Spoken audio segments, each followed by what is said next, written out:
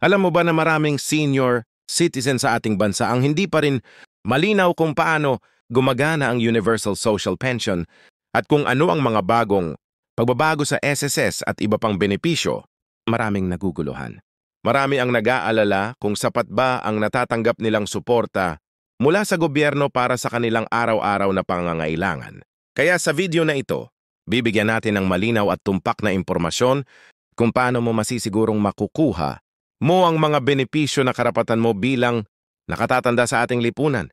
Sa tulong ni Senador Risa Hontiveros, tatalakayin natin ang mga hakbang at proseso kung paano mag-apply or mag-update ng inyong Universal Social Pension. Bibigyan ka rin namin ng tips kung paano maiiwasan ang mga karaniwang pagkakamali sa dokumento at paano mo mapapalakas ang iyong pagkakataong matanggap ang tamang halaga ng pensyon. Hindi lang ito basta impormasyon. Ito ay real-time na solusyon sa mga problema at kalituhan na kinahaharap ng maraming senior citizens. Ngayon, isa pa, ipapaliwanag natin kung ano ang kaibahan ng Universal Social Pension sa iba pang SSS, benefits at kung paano ito makakatulong sa pangaraw-araw mong gastusin, gamot at iba pang ngailangan. Kung dati ay nagtataka ka kung bakit kulang ang natatanggap mo o kung paano mag-qualify, dito mo malalaman ang sagot. Malalaman mo rin kung ano ang mga karapatan mo bilang senior citizen at kung paano mapapangalagaan ang mga ito laban sa mga maling impormasyon o delay sa benepisyo. Huwag mag-alala kung bago sa'yo ang proseso. Ipapakita namin step by step at tatalakayin ang mga pinakabagong update at batas na nakakaapekto sa Universal Social Pension. Sa pagtatapos ng hook na ito, magiging malinaw sao ang mga susunod na hakbang para matiyak na makukuha mo ang benepisyo na karapatan mo. Kaya manatili sa video dahil sa bawat sandali, malalaman mo ang lahat ng dapat malaman ng bawat senior citizen sa Pilipinas tungkol sa Universal Social Pension, tunay, malinaw at praktikal. Ngayong naiintindihan mo na kung ano ang Universal Social Pension at ang kahalagahan nito para sa bawat nakatatanda sa ating bansa. Pag-usapan natin ang mas malalim kung paano ito makakatulong sa iyong pang-araw-araw na buhay.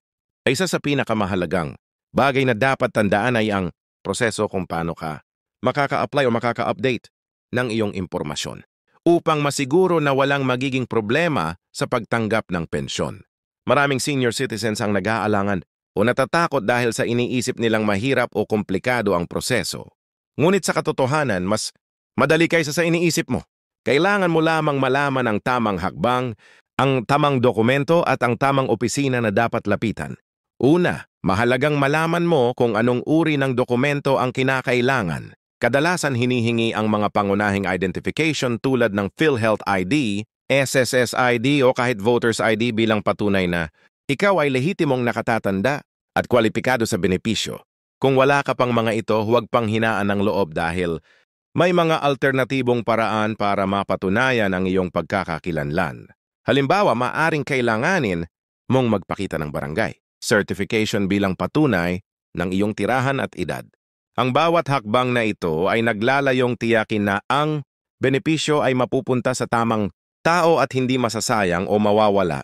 Bukod sa mga dokumento, isa rin sa madalas na tanong ng mga senior citizens ay kung magkano ang halagang matatanggap nila at kung paano ito ibinibigay. Ang halaga ng Universal Social Pension ay itinakda ng gobyerno upang matulungan ang bawat nakatatanda na may limitadong kita sa kanilang pangaraw-araw na pangangailangan tulad ng pagkain, gamot at transportasyon. Ito ay hindi sapat para sa lahat ng gastusin, ngunit ito ay simula ng suporta na karapat-dapat sa bawat senior citizen. Ang pinakamaganda rito ay may mga pagkakataon na may dagdag na benepisyo o programa ang lokal na pamahalaan na maaari samantalahin para mas mapabuti ang iyong kalagayan. Isa pang mahalagang aspeto na dapat mong malaman ay ang timing o kung kailan mo matatanggap ang pensyon. Madalas na nagkakaroon ng kalituhan sa schedule, lalo na kapag may bagong updates o pagbabago sa sistema. Sa katunayan, ang ilang senior citizens ay nagtataka kung bakit may delay sa kanilang benepisyo. Ang dahilan dito ay kadalasan ay hindi updated ang kanilang records o may kulang na dokumento. Kaya't napakahalaga na palaging mag-follow up at tiyakin na kumpleto ang lahat ng requirements. Ang simpleng pag-check sa opisina ng SSS o sa barangay ay maaaring makaiwas sa pag-aantala ng iyong benepisyo. Bukod dito, marami ring mga programa na nakatutok sa kalusugan ng senior citizens. Halimbawa, kapag nakatanggap ka ng pensyon, maaari mo ring gamitin ang benepisyo upang mas mapangalagaan ang iyong kalusugan tulad ng pagbili ng gamot, pagpapatingin sa doktor at iba pang ngailangan. Isa ito sa mga dahilan kung bakit mahalaga ang Universal Social Pension. Hindi lamang ito pera kundi suporta para sa isang mas ligtas at maayos na buhay sa pagtanda. Maraming senior citizens din ang nag-aalala tungkol sa tamang paggamit ng kanilang benepisyo. Normal lamang ito lalo na kung limitado ang resources. Kaya mahalaga ring turuan ang bawat nakatatanda kung paano magplano ng budget para sa buwan ng pensyon. Halimbawa, maaaring hatiin ito para sa pagkain, gamot at transportasyon upang masigurong sapat para sa buong buwan. Sa ganitong paraan, mas napapakinabangan ang bawat sentimo na natatanggap mo at hindi nauubos sa isang iglap. Hindi rin natin dapat kalimutan ang aspeto ng seguridad at proteksyon. Sa panahon ngayon, may mga taong nagtatangkang samantalahin ang mga senior citizens sa pamamagitan ng scams o maling impormasyon. Kaya't napakahalaga na laging magtanong sa tamang opisina at huwag basta-basta magtiwala sa mga taong nag-aalok ng mabilisang benepisyo o dagdag na pera. Ang Universal Social Pension ay opisyal na programa ng gobyerno kaya ang lahat ng proseso at benepisyo ay ligtas at protektado hanggat susundin mo ang tamang hakbang. Bukod sa mga pangunahing benepisyo at proseso, ay isa sa pinakamahalagang bagay na dapat mo ring malaman ay ang karapatan mo bilang senior citizen. Hindi lamang tungkol sa pera ang pensyon. May mga karapatan ka rin sa diskwento sa gamot, libreng check-up at iba pang serbisyo sa lokal na pamahalaan. Ang Universal Social Pension ay bahagi ng mas malaking sistema na nagbibigay respeto at suporta sa bawat nakatatanda. Kung alam mo ang iyong karapatan, mas madali mo ring mapapangalagaan ang sarili at matutulungan ng iba na nasa parehong kalagayan. Sa mga panahon na may pagbabago sa batas o regulasyon, mahalaga ring maging updated. Halimbawa, may mga bagong policies na mating fapadasang halaga ng matatanggap o may dagdag na benepisyo na available sa mga senior citizens. Ang pinakamadaling paraan upang manatiling updated ay regular na makipag-ugnayan sa barangay, SSS office o sa opisyal na website ng pamahalaan. Sa ganitong paraan, hindi ka mahuhuli sa anumang pagbabago at palaging makikinabang sa tamang panahon. Minsan may mga tanong din kung paano mapapabilis ang proseso o paano maiwasan ang delay.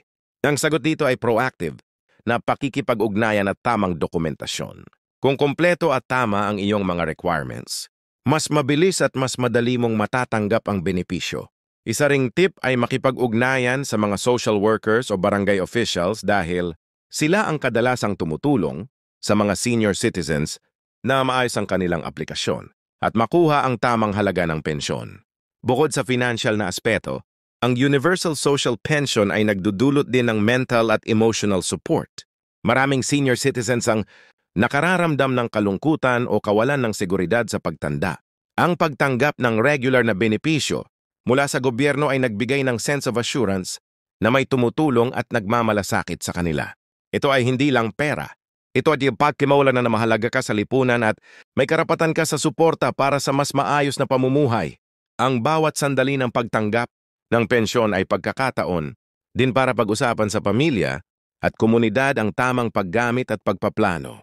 Maraming nakatatanda ang nagiging inspirasyon sa kanilang anak at apo sa pagpapakita kung paano gamitin ang benepisyo ng matalino at responsable.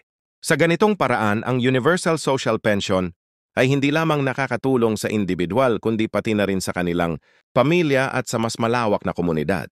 Isa pang aspeto na hindi dapat kalimutan ay ang halaga ng edukasyon tungkol sa proseso.